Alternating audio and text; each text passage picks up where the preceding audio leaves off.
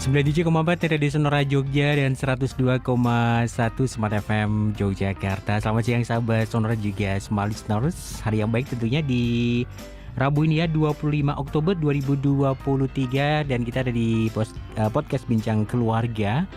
Ini bersama DP3AP2 Daerah Istimewa Yogyakarta ya. Kita akan berbincang sahabat Sonora seputar permainan tradisional dalam mendukung tumbuh kembang anak ya.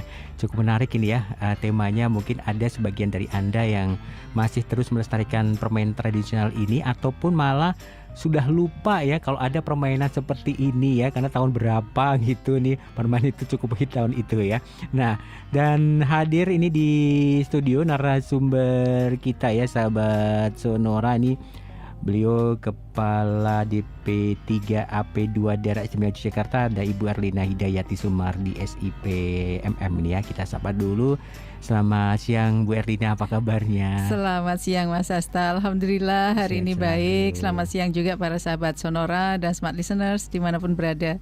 Ini bawa permainannya Bu? Kebetulan tidak, nanti kita ngobrolkan aja ya? Iya. Oke.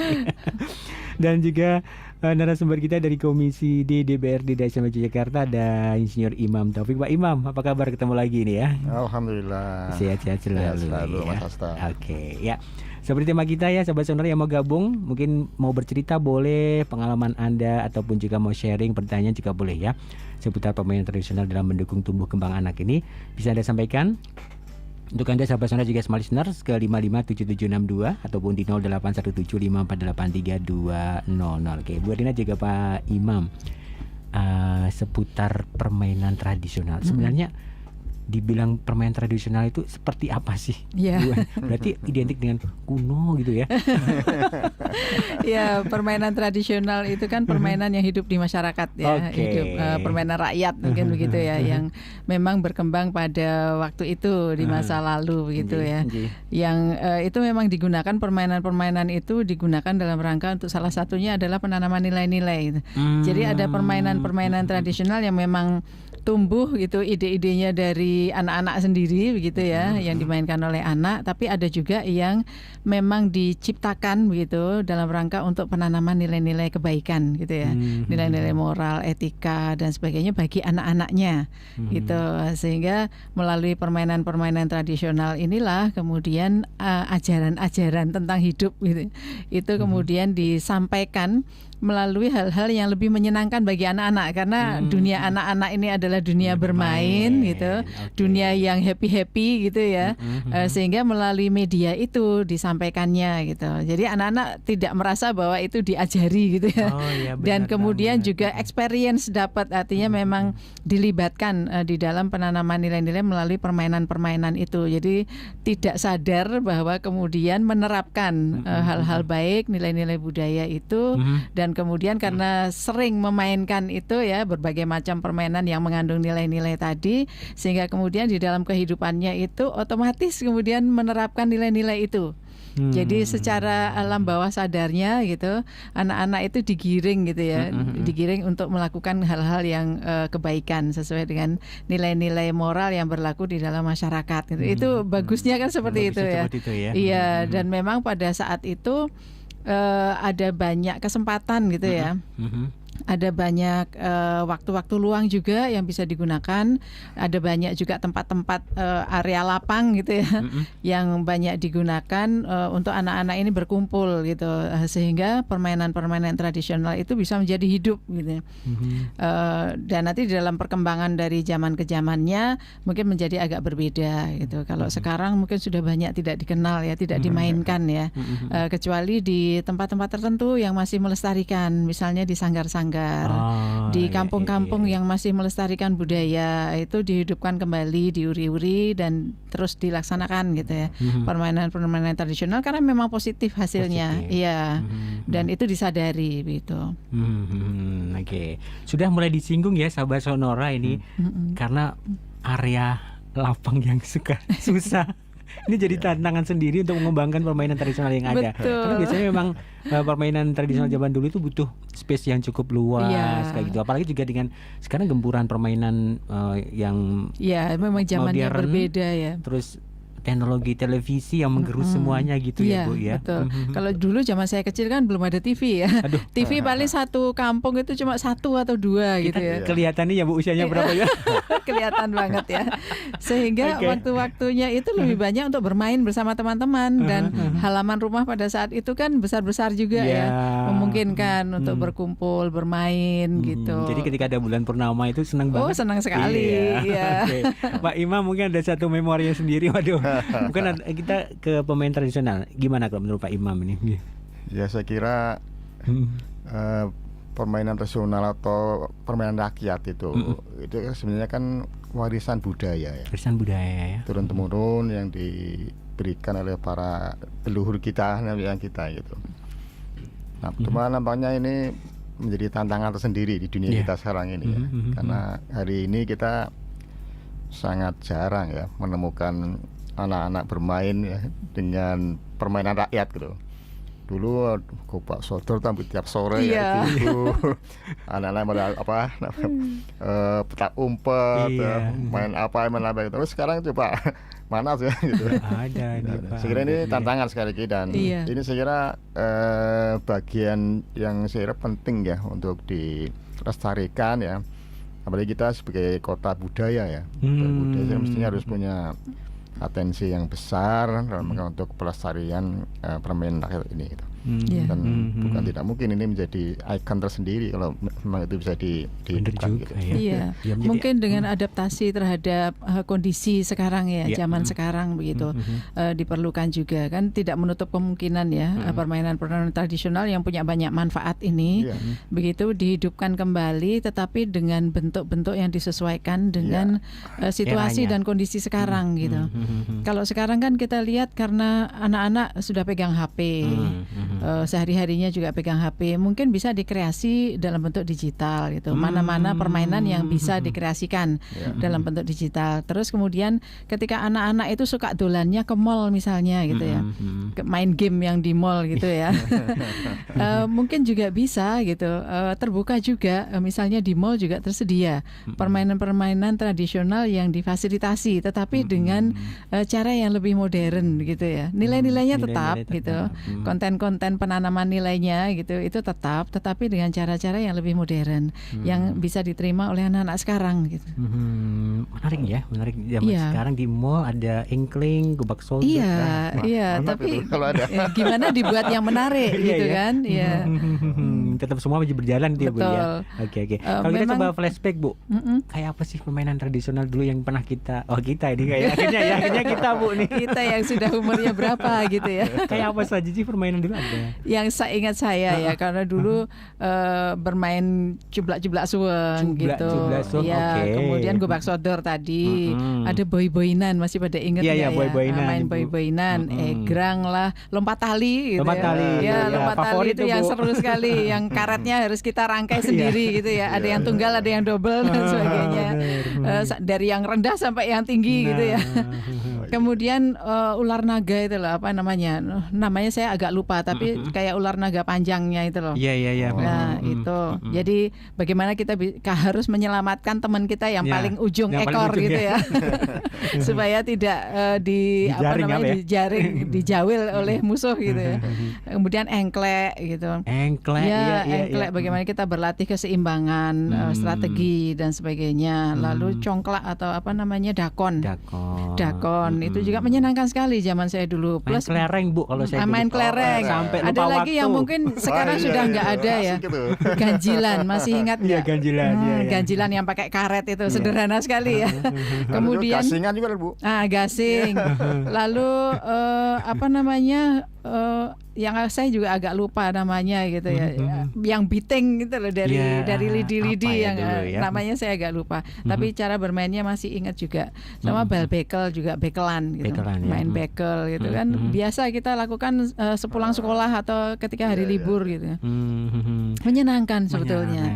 Tapi yang menariknya juga tadi disampaikan juga sama Bu Adina juga Pak Imam, ada pesan-pesan sebenarnya dari permainan-permainan itu ya. Oke, nggak sekedar happy saja kan, menjadi anak itu happy, tapi tetap ada nilai-nilai yang diajarkan di sana. Kalau mungkin kayak apa sih Bu nilai-nilai yang ada kayak gitu? Jadi menurut saya kok orang-orang dewasa atau orang tua zaman dulu itu lebih cerdas ya Mas.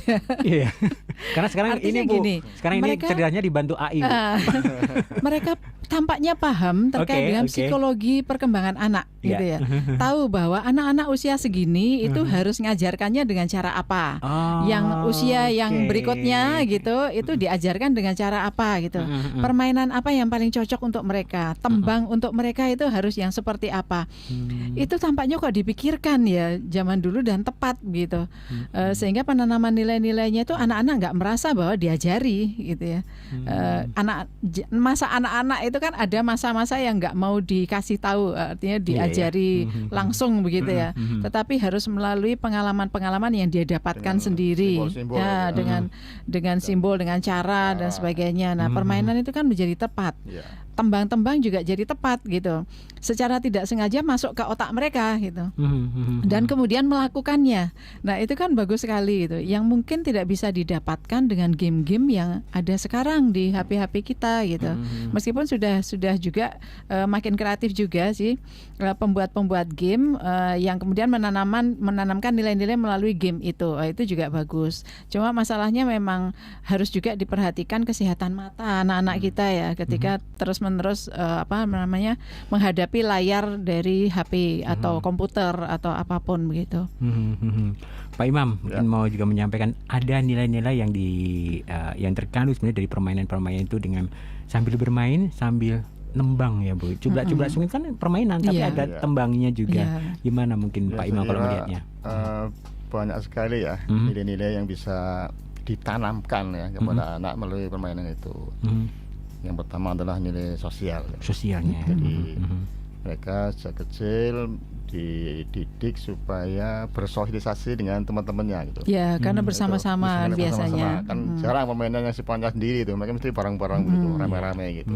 Dan ini saya kira sangat bagus ya. Di samping saya kira ada aspek mendidik dari sisi emosi dan juga mendidik dari sisi bagaimana mereka ditantang ya. Ditantang untuk berprestasi gitu. Jadi sangat banyak ya nilai-nilai yang bisa diambil dari permainan tradisional yang sudah diturunkan oleh para orang tua kita itu gitu. Sampai aspek tentu motorik ya, karena banyak juga permainan yang harus fisik ya. Ada lari, ada umpat dan juga strategi Mas. Menyusun strategi ya Pak.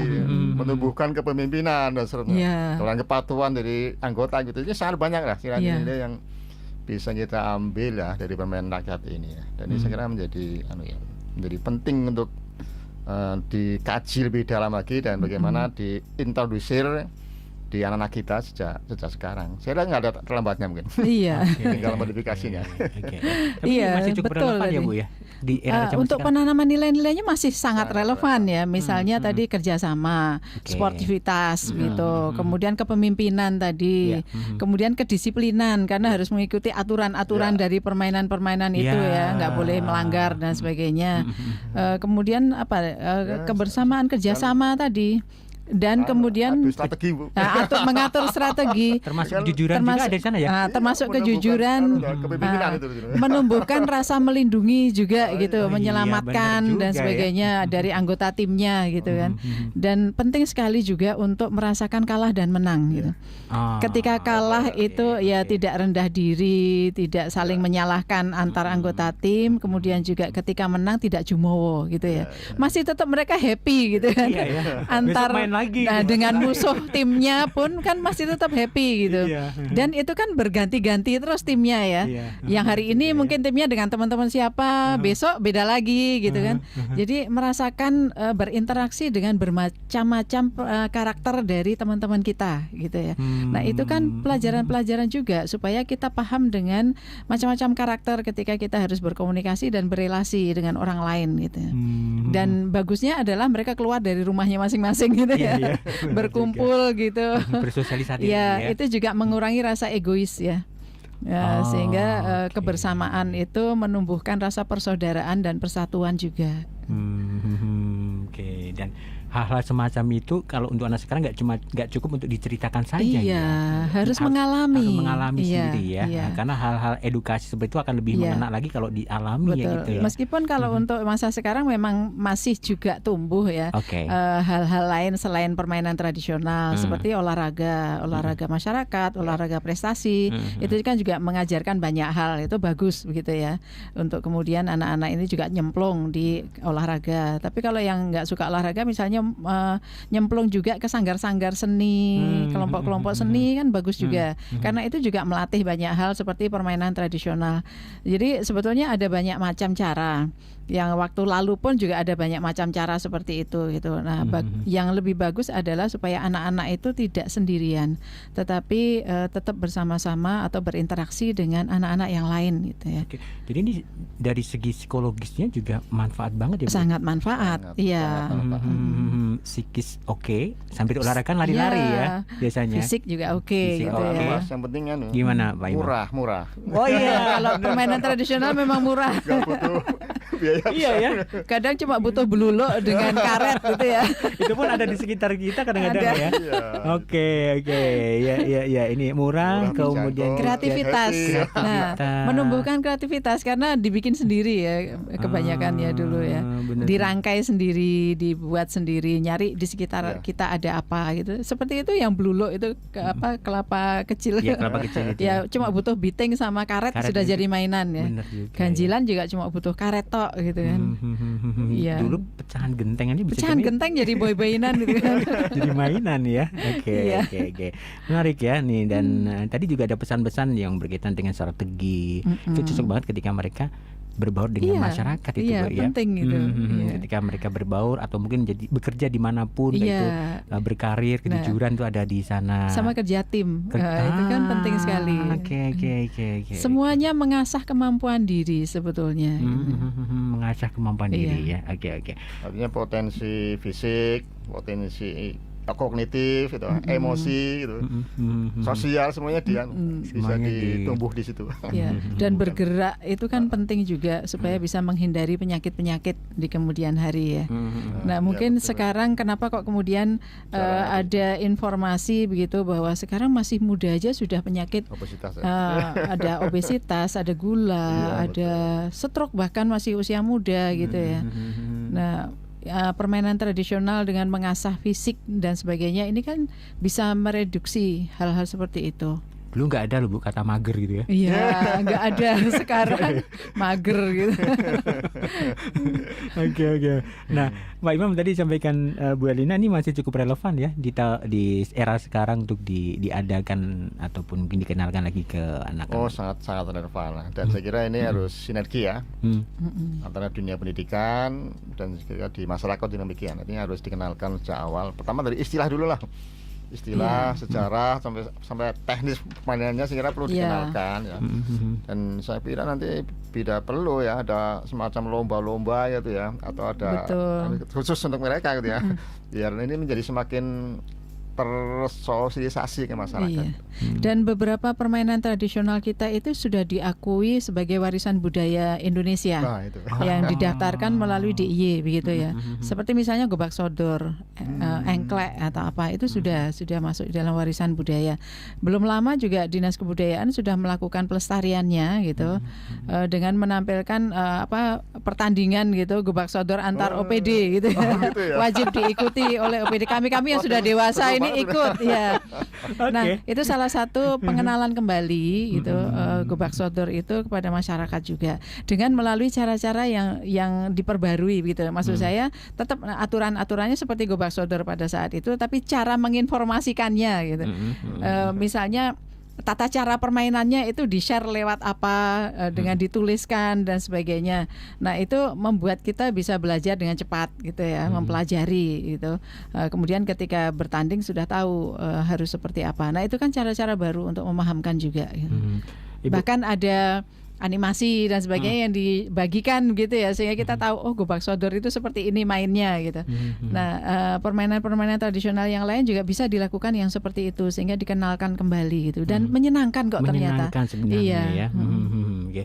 Ibu tadi juga sudah disinggung sama Pak Imam juga berkaitan dengan apa dunia pendidikan. Iya. Nah ini sedikit dalam ini Bu.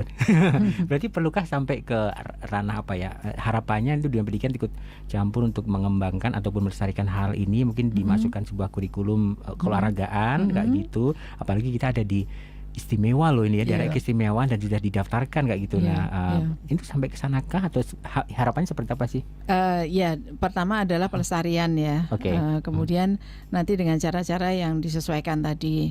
Penting juga untuk anak-anak karena ini kan juga merupakan hak anak ya.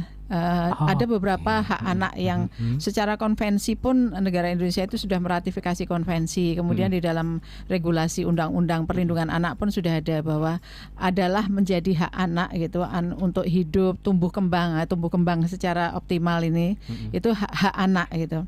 Kemudian hak untuk berpartisipasi dan hak untuk mendapatkan perlindungan. Nah, hak-hak inilah yang harus diperhatikan tidak hanya oleh keluarga tapi juga oleh sekolah gitu. Sehingga permainan tradisional pun relevan gitu untuk kemudian dilakukan juga di sekolah meskipun bukan kurikulum tersendiri begitu ya, tetapi masuk di dalam kurikulum yang sudah ada gitu. Tetapi dikenalkan dalam rangka untuk kebaikan bersama, untuk optimalisasi tumbuh kembang anak ini.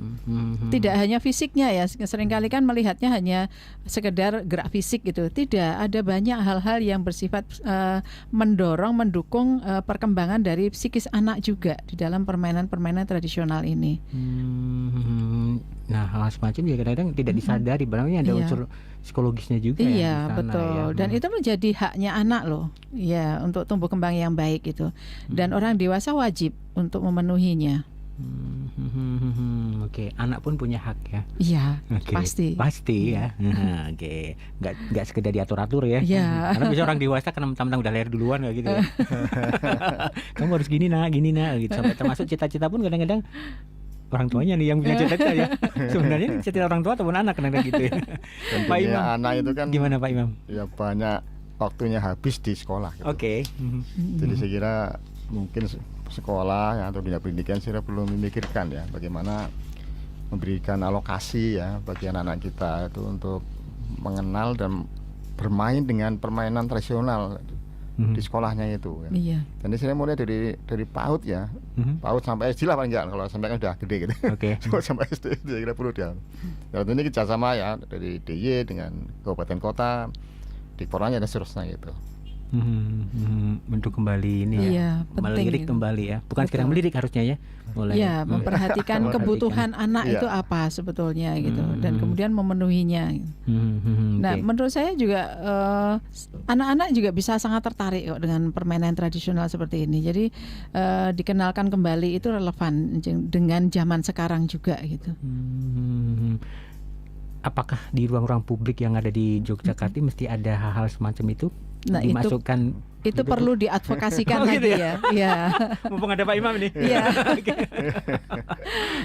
Kalau yang sekarang kita lihat itu memang anak-anak yang bermain bola itu masih banyak bermain badminton di halaman misalnya. Tapi untuk yang seperti boy-boyinan, engklek itu sudah makin jarang sekali ya dilakukan. Tapi memang harus kita perhatikan atau kita pertimbangkan kebijakan-kebijakan juga gitu untuk hal-hal yang bersifat bagaimana anak-anak ini supaya bisa punya waktu luang untuk dirinya sendiri supaya happy gitu ya. Jadi jangan anak-anak kemudian waktunya itu seharian habis hanya untuk belajar misalnya. Nggak perlu akademis ya. Harus ada waktu untuk waktu luang bagi mereka, adalah hak mereka untuk mendapatkan waktu luang untuk bermain dan bergembira gitu. Sehingga itu harus kita penuhi gitu. Tapi bisa juga dari masyarakat juga punya berperan juga ya. Artinya di level RT, di level padukuhan gitu ya, atau dusun kira juga bisa dimulai gitu ya. Bagaimana orang-orang tua itu mencontohi gitu. Kalau di level OPD kan sudah. Bagaimana di level komunitas RT sampai itu juga bagus sih kalau dia. Sekaligus anaknya nonton gitu. oh ini tuh mainan apa ini Pak? Oke. Jadi memang harus kita mulai juga untuk menjadi orang tua yang tidak toksik gitu ya. Dengan menuntut anak berlebihan gitu. Dengan terlalu cemas dengan masa depan anak sehingga disuruh belajar terus gitu. Khawatir banget dengan masa depan anak kalau nggak belajar gitu ya. Dan orang-orang dewasa gitu di lingkungan kampung-kampung misalnya itu juga harus jangan terlalu khawatir banget dengan anak gitu, sehingga kemudian juga menyediakan tempat-tempat publiknya gitu untuk tempat bermain anak dan memfasilitasi, itu penting. Memfasilitasi itu ya. Iya. Sebenarnya kalau pemain tradisional kayak gini perlu pendampingan gitu nggak sih Bu, untuk anak? Kalau untuk pengenalan jelas ya. Tapi dimanapun anak itu berada, itu memang harus ada pengawasan dari orang dewasa ya. Artinya didampingi, diawasi gitu supaya aman, nyaman dan sebagainya tadi. Sehingga kalau ada tempat-tempat publik yang disiapkan juga di bawah pengawasan orang dewasa juga.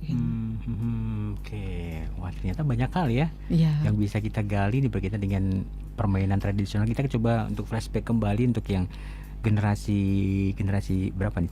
80-an, 90-an, 70-an itu 70-an, ya. 70-an ya. Untuk mengingat kembali permainan itu mungkin kepada putra-putri kita, cucu kita, bahwa ini ada satu nilai yang ada loh di balik permainan nyanyian cublak-cublak suweng, suku-suku batok itu ya Pak. Nah, itu kan ada nilai-nilai yang sebenarnya terkandung di sana, ada apa ya?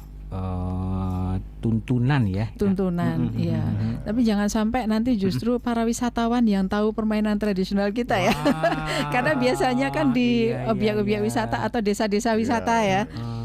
Itu diperkenalkan, dipermainkan gitu kepada wisatawan gitu, untuk mereka experience terhadap permainan-permainan tradisional yang ada.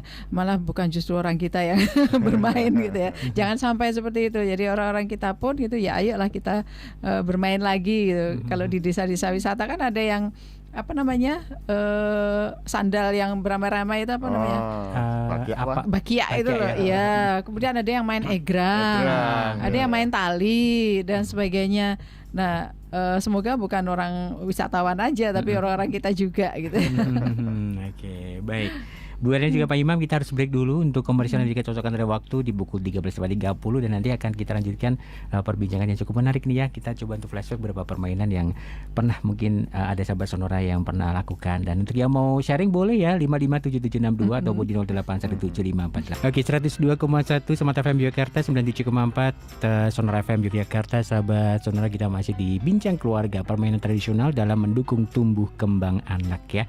Menarik ya sahabat Sonora, untuk yang mau gabung di 557762 ataupun di 081754832000. Bu Erina dan juga Pak Imam tadi sudah banyak disampaikan berkaitan dengan apa sih permainan tradisional, dan sudah dimulai juga dengan manfaat-manfaat yang ada kalau kita mencoba kembali ini mengenalkan ke anak-anak berkaitan dengan permainan tradisional. Mungkin kita lebih detail lagi Bu berkaitan dengan manfaat, karena ini berkaitan dengan tumbuh kembang anak. Seperti apa sih manfaat kalau kita kaitkan dengan tumbuh kembang gitu? Kita detailkan lagi. Manfaatnya yang jelas permainan, sebuah permainan apalagi dengan tembang-tembang itu bisa merilis gitu ya, membuat menyalurkan energi negatif gitu ya, ketika lagi bete atau lagi sedih atau lagi merasa diabaikan dan sebagainya. Itu kemudian dengan melakukan permainan-permainan ini bersama dengan teman-teman, itu bisa untuk rilis energi negatif tadi menjadi positif kembali gitu ya, menjadi gembira kembali gitu. Kemudian hormon-hormon kebahagiaan, kegembiraan itu ikut mendukung gitu untuk kemudian metabolisme tubuh itu menjadi pulih kembali gitu, sehingga bisa melanjutkan hidup dengan lebih baik gitu lah ya. Itu sebetulnya salah satunya. Kemudian dari sisi fisik tadi ya, manfaat fisik gitu. Dan manfaat fisik kalau itu dimulai dari sejak kecil, itu kan nanti akan berlanjut ketika dewasa juga fisiknya akan baik gitu ya. Terhindarkan dari penyakit-penyakit yang tidak perlu gitu. Karena pertama adalah happy itu mendorong pada metabolisme tubuh yang baik gitu ya. Yang kedua, rasa kebersamaan dengan teman-teman itu juga menumbuhkan rasa bahagia gitu ya, yang menghindarkan diri dari stres, depresi dan sebagainya gitu. Kemudian yang berikutnya adalah dengan metabolisme yang baik kan makannya juga jadi baik ya. Sehingga kebutuhan nutrisinya juga kemudian terpenuhi gitu. Tidak menumpuk zat-zat yang tidak perlu, yang negatif tadi, karena kemudian keluar dalam bentuk keringat, dalam bentuk macam-macam gitu. Lalu nilai-nilai kepemimpinan, artinya kan itu biasanya di dalam permainan tradisional itu yang jadi pemimpinnya kan bergantian gitu. Sehingga masing-masing anak itu berlatih untuk menjadi pemimpin, memimpin teman-temannya, mengorganisir teman-temannya dalam satu tim gitu ya, membagi tugas, bahkan itu kan pekerjaan-pekerjaan orang bekerja ya, yang sudah dilakukan sejak masih anak-anak gitu ya, gitu ya. Menjadi CEO dari kelompoknya gitu ya, itu kan bagus sekali gitu. Kemudian nilai kebersamaan tadi, persatuan gitu ya, yang menumbuhkan rasa persatuan gitu, rasa tenggang rasa gitu.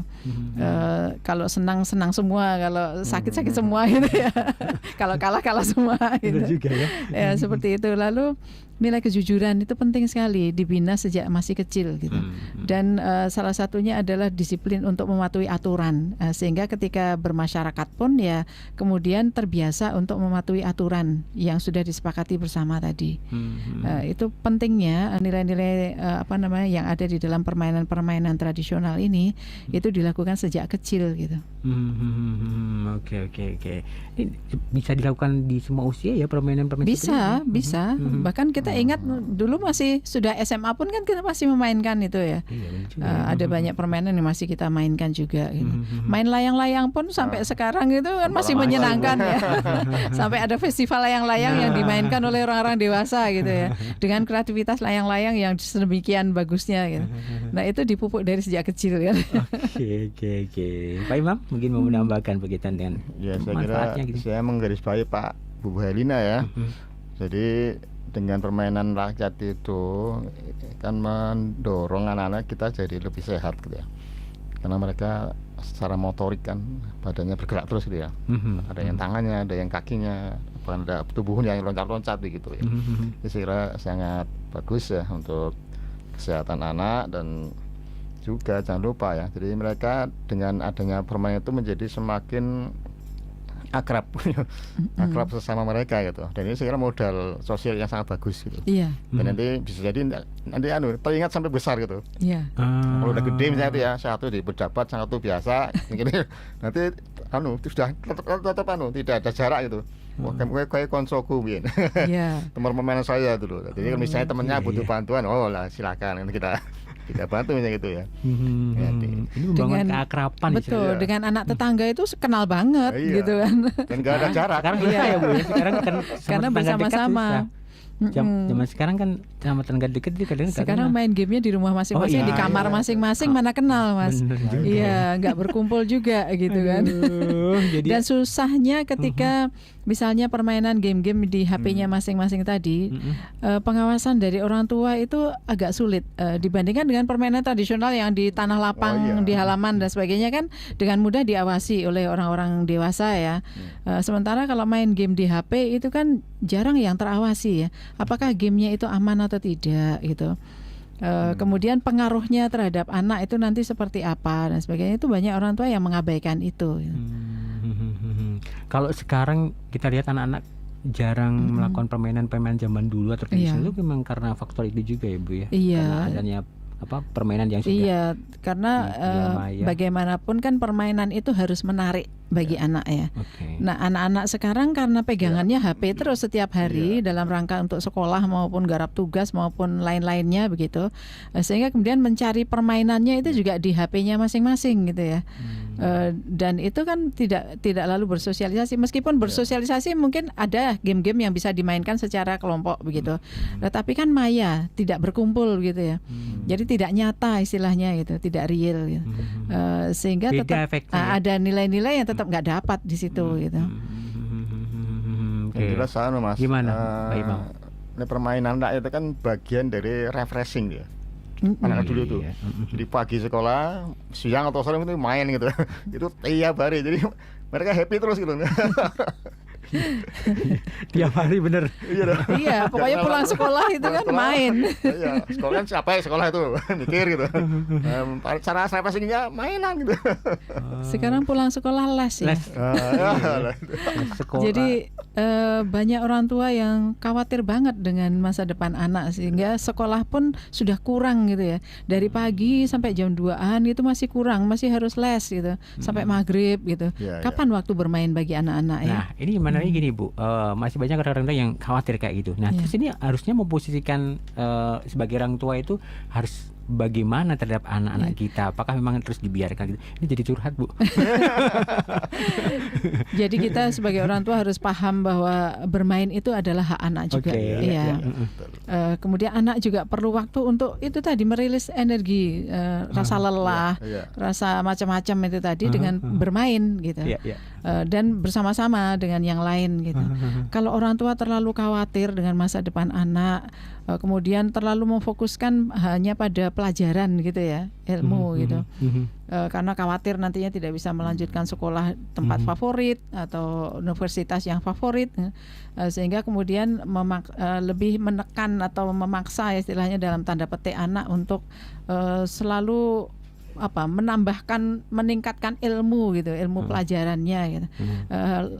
Lupa bahwa anak punya hak untuk bermain tadi, untuk tidak depresi, untuk tidak menyimpan emosi negatif gitu ya.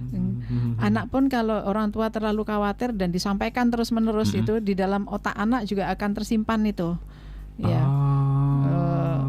Ya kekhawatiran orang tua itu gitu. Jadi yang ada di dalam otak anak adalah bahwa saya harus belajar ini, saya harus belajar, saya belum cukup dengan belajar ini, belum cukup dengan belajar itu. Nanti nggak sesuai dengan apa yang diharapkan mama, diharapkan ayah gitu ya.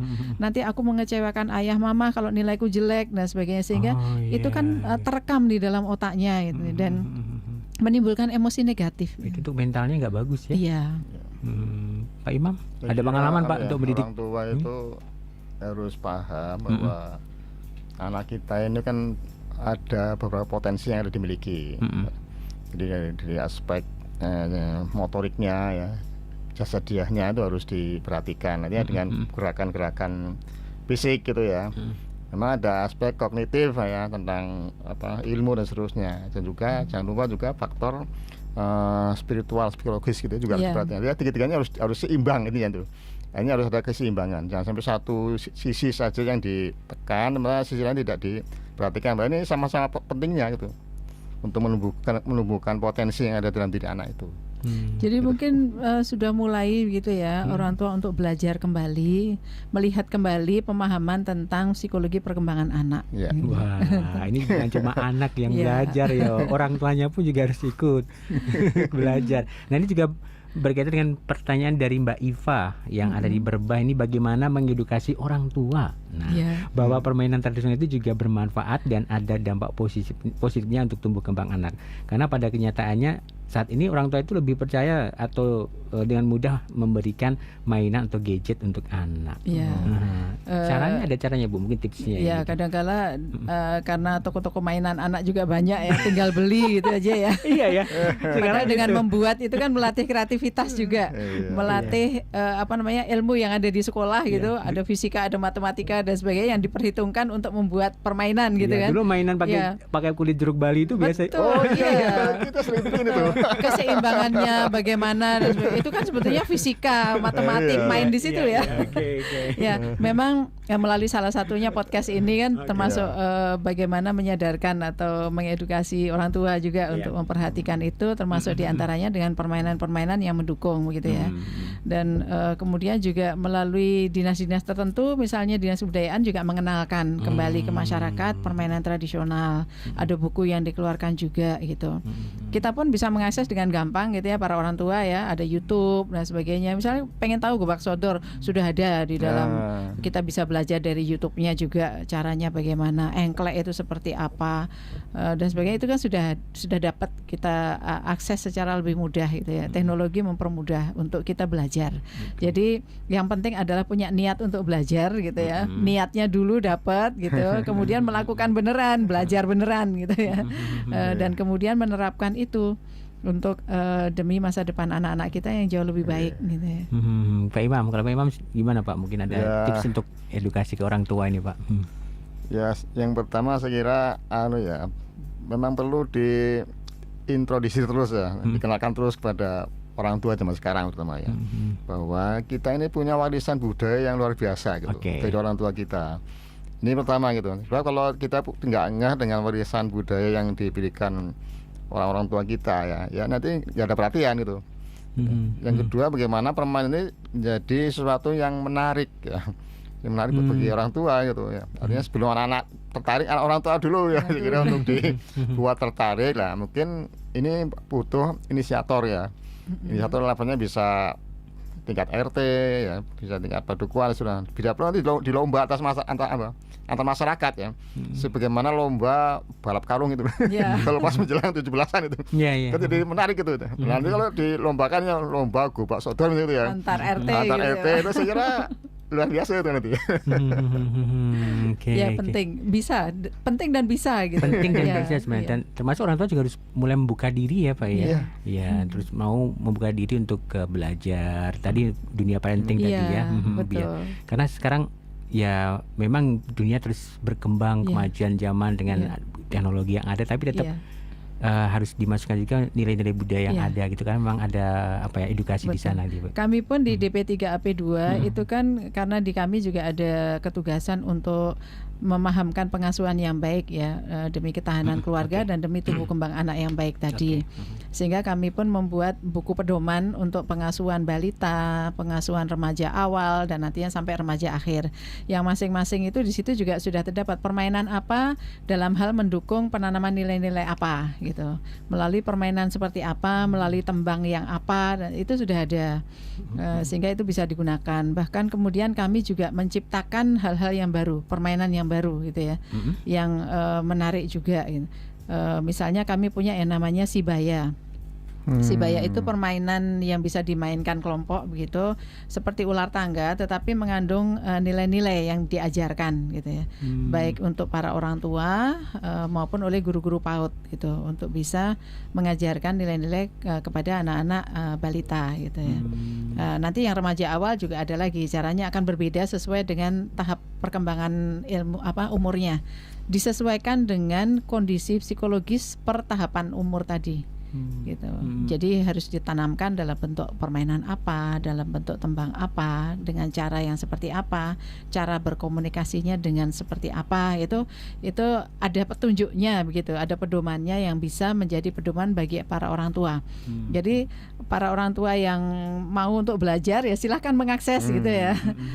Hal seperti ini sangat penting untuk dipelajari. Jadi ketika mau membangun sebuah keluarga itu jangan hanya membayangkan enaknya tok aja gitu ya. Tetapi belajarlah dulu gitu ya. Belajar dulu untuk bisa paham nanti kalau berkeluarga itu seperti apa. Nanti kalau sudah punya anak seperti apa. Apa saja yang harus dilakukan sebagai orang tua gitu. Jadi niat baiknya dapat gitu, tapi belajarnya juga wajib gitu ya. Ini untuk mengakses buku atau tadi informasinya di mana ini? Bisa di web kami pun ada gitu ya. Ya, ini silakan ya Sobat Sonora, ini ternyata di DP3P2 sudah ada loh nih ya. Biar menjadi orang tua yang istilahnya yang kemarin belum benar menjadi lebih baik lagi itu ya. Kami kan punya layanan yang namanya Pusat Pembelajaran Keluarga, Mas. Bisa diakses di Puspaga Prima gitu ya. Tinggal googling aja Puspaga Prima, nanti langsung di situ. Instagramnya juga di situ sudah banyak, ada yang live, ada yang sudah dalam bentuk edukasi tentang kesehatan mental per golongan umur dan sebagainya, ada semua di situ. Tinggal mari berkeinginan baik untuk membina keluarga dan mengasuh anak dengan baik gitu ya. Dukungan dari komisi Pak gimana nih? Oh tentu semuanya atas persetujuan dari komisi D. Apapun yang baik menurut DP3P2 itu menjadi kebutuhan masyarakat. Saya kira kita mesti berikan dukungan sepenuhnya. Kami memang senang sekali gitu ketika para anggota komisi D ini sampai ke pimpinan komisi D itu sangat concern dengan ketahanan keluarga dan sekaligus dengan pengasuhan terhadap anak yang baik tadi. Sehingga kami disupport untuk itu. Disupport begitu ya. Termasuk ini muncul apa tadi aplikasi prestasi ataupun Sibaya tadi dan ya. Wah, luar biasa sekali. Ini bisa diakses untuk seluruh Jogja atau mungkin luar Jogja atau gimana sih? Luar Jogja memang belum ya. Pada dasarnya kami sudah melakukan TOT gitu ke desa-desa, diutamakan yang desa mandiri budaya gitu. Untuk mereka kemudian agen-agennya tadi yang sudah di TOT-kan itu menyebarkannya langsung ke masyarakat. Oke, baik. Makin menarik nih main kesini nih. Tapi kita harus break dulu nih ya. Sebelum nanti kita lanjutkan lagi di sesi terakhir Bu nanti. Ternyata ya untuk kebersamaan kita. Oke, masih dari lantai 2 Gedung Kompas Gramedia Jalan Suroto 4 Kota Baru Yogyakarta. Sahabat Sonora juga semua listener, kita masih di perbincangan di siang kali ini ya. Bincang keluarga bersama DP3AP2 Daerah Istimewa Yogyakarta. Ada beliau Ibu Erlina Hidayati Sumardi SIPMM selaku Kepala DP3AP2 DIY, dan ada dari Komisi D DPD Daerah Istimewa Yogyakarta sahabat Sonora ada Pak Insinyur Imam Taufik. Nah, ini perbincangannya asik banget kalau ngomongin hal semacam ini, apalagi ngomongin seputar tumbuh kembang anak yang memang tidak ada sekolah khususnya ya Bu. Iya. Nggak ada sekolah khususnya ya tumbuh kembang ini. Nah, ini untuk mengakhiri kebersamaan kita karena waktu kita tinggal 5 menitan ini. Nah, apa yang mau disampaikan ke pendengar semuanya Ibu? Jadi permainan tradisional ini kan dulu hidup karena para orang tua itu berkeinginan baik untuk bisa mengasuh anak-anaknya dengan baik. Kemudian juga menganggap anak-anaknya orang lain atau anak-anak tetangga dan sebagainya itu juga anak EDW gitu ya. Ya, sehingga ngerangkul bersama gitu. Antar tetangga itu kan saling bekerja sama gitu. Bagaimana supaya anak-anaknya itu bisa bermain dan sebagainya. Dulu meskipun para orang tua juga tetap sibuk bekerja ya, sama ya sebetulnya ya, tetapi masih merelakan waktunya untuk anak-anak gitu. Bahkan kalau padang bulan itu kan bersama-sama orang tuanya juga ikut keluar gitu ya, saling bersosialisasi dan sebagainya, anak-anaknya bermain gitu. Karena malam hari biasanya kan anak-anak tidak dibiarkan sendiri gitu bermainnya, tetapi para orang tua pun ikut keluar keluar rumah gitu ya, berkumpul gitu. Nah, yang sekarang itu mungkin terdegradasi ya. Bahkan sekarang pun di perkotaan terutama ya, tidak tersedia ruang-ruang publik juga untuk berkumpul seperti ini gitu. Sehingga ya membatasi pergerakan atau kesempatan-kesempatan untuk berkumpul bersama tadi. Kemudian juga tampaknya berpikir terlalu ke arah ekonomi gitu ya, menghabiskan waktu untuk mencari uang gitu. Itu perlu untuk diturunkan lah ya tingkatannya gitu, bahwa di dalam hidup itu tidak melulu itu, tetapi kehidupan bersama, bersosialisasi, kemudian kebersamaan itu juga penting untuk dilakukan gitu. Jadi anak-anak pun juga harus melihat itu sebagai contoh baik dari para orang tua. Oke, Pak Imam.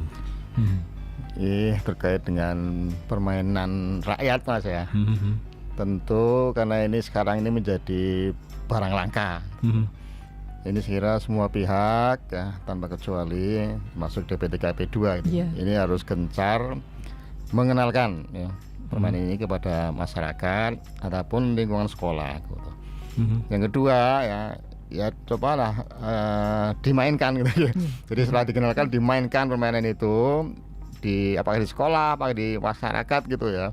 Biar orang itu setidaknya kalau orang tua itu jadi teringat masa lalunya, masa indah masa kecilnya itu. Nah, yang kecil-kecil jadi ngerti, oh dulu ada permainan seperti ini gitu. Nah, yang ketiga ya bisa jadi ada komunitas-komunitas yang memang itu pencinta pencinta permainan rakyat ya, permainan tradisional gitu, dan itu terus mereka kita dorong, bila perlu kita backup Bu. Para pecinta ini supaya permainan ini bisa lestari terus dikenalkan, dan pada saatnya nanti harapannya comeback. Comeback kali yang dulu hilang sempat hilang kemudian bisa kembali lagi dan menjadi sesuatu yang terbiasa di masyarakat. Oke, kira demikian ya. Ya, Bu Erlina. Nah, semoga nanti ya Pak Pak kita bisa melakukan itu gitu, lebih mengenalkan lagi itu, terutama kaitannya nanti ketika di hari-hari untuk peringatan Hari Anak Nasional gitu, mengingatkan kembali tentang hak-hak anak untuk bermain gitu ya. Tumbuh kembang yang baik tadi melalui permainan-permainan. Nah, salah satunya adalah permainan tradisional tadi. Kita kenalkan lagi. Lagi ya, karena memang banyak manfaat dan nilai-nilai yang ada di sana ya. Terima kasih Bu Erlina, Kepala DP 3AP 2 Desma Jakarta, Ibu Erlina Hidayati Sumardi, dan juga Bapak Imam Taufik dari Komisi D DPRD Desma Jakarta. Terima kasih. Sama-sama. Tema yang cukup menarik. Kita akan ketemu lagi dengan tema-tema yang gak kalah menariknya juga ya. Insyaallah. Dan terima kasih juga untuk Anda sahabat Sonora terus bergabung, dan selamat mendengarkan program-program Sonora selanjutnya. Sampai jumpa.